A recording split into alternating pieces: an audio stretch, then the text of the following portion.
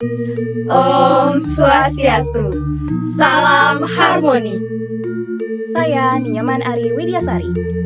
Saya Iguste Putu Anindya Sri Paramita Pinati. Saya Niputu Diakusumawardani. Saya Nikomang Sri Suparniasi.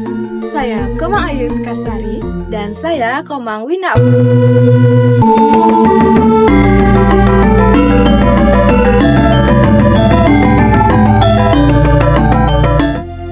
Nah, Puri Sekar ini salah satu purgangki yang ada di Bukit Tinggi, diempon oleh 3 lembaga.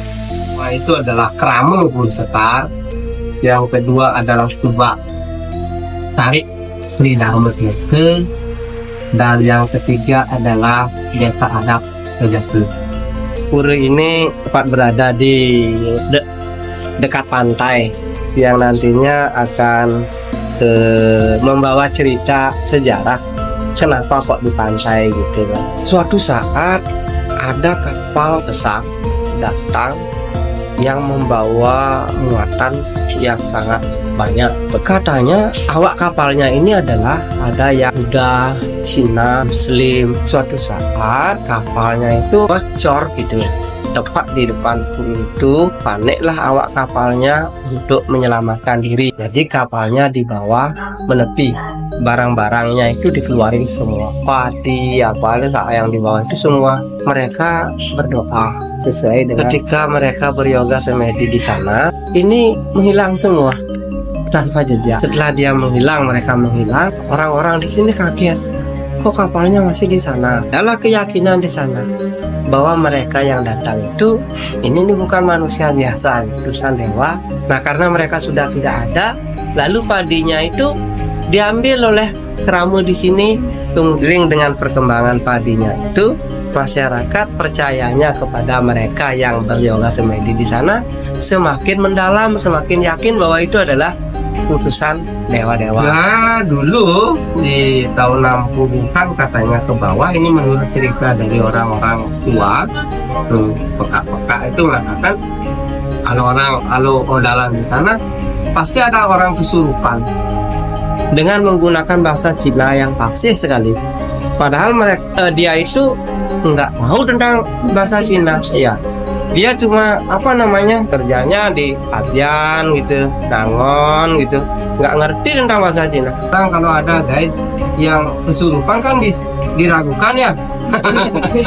Itu ciri-cirinya bahwa di sana memang betul kayak langsung. Tetapi di sana lah banyak yang memohon, orang-orang dari mana saja ya memohon, terutama yang senang berusaha.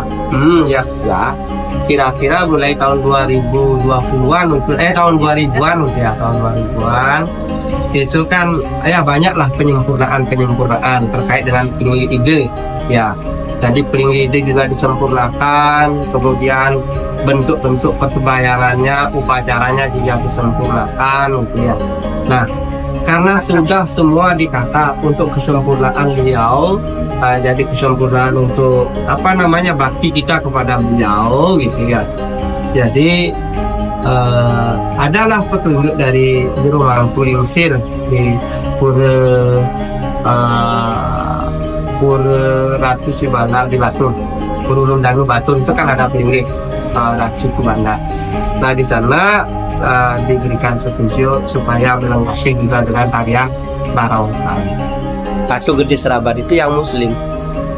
Iya, kalau odalan tidak mengaturkan daging babi. Nah, kalau ada Muslim yang sembahyang dulu di depan peringginya itu yang sembahyang sesuai dengan keyakinannya dia sendiri. Sholat? Kayak sholat itu di depan peringgi. Ya. Kira kayak memohon doa gitu. Iya, enggak sholat.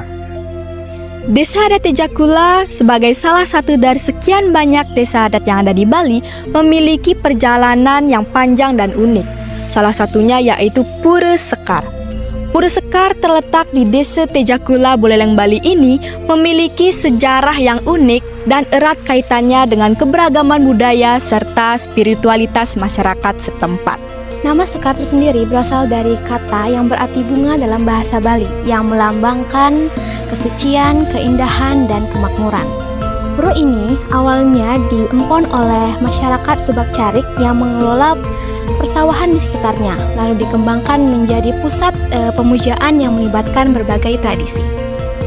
Keunikan Pura Sekar juga terdapat pada pengaruh budaya Tionghoa dalam ritualnya.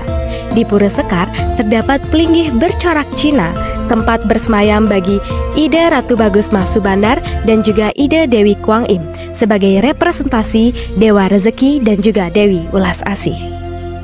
Barang-barang khas dari Tiongkok seperti misalnya pakaian tradisional, kacamata, dan kursi goyang itu juga ditemukan di dalam pura ini.